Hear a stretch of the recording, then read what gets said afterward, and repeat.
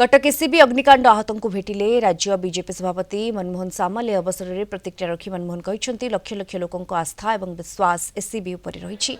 अग्निकांड घटनार विचार विभागीय तदंत निर्देश दि जाइए। यह एक संवेदनशील घटना। यह घटनार लॉजिकल एंड को जावाक पड़ो एवं विचार विभागीय तदंत जहाँ रिपोर्ट आसब ताकू निश्चित भाव में क्रियान्वित कर राज्य सरकार एवं केंद्र सरकार घटना को गुरुतर सहित नहीं।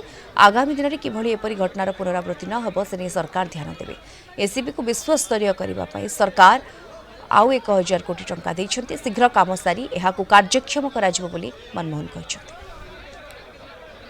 अभावनीय घटना घटी जिते कहले भी कम हम कारण कटक मेडिकल लक्ष लक्ष लोक समस्त रास्ता विश्वास ये अच्छे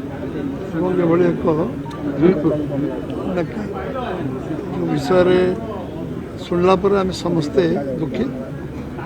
आज खबर पाइबा मात्रे तुरंत मुख्यमंत्री ये पहुंचती एवं प्रधानमंत्री मुख्यमंत्री सहित आज कथबार्ता विषय बुझी घटना विषय पूरा पूरी चर्चा आलोचना होती।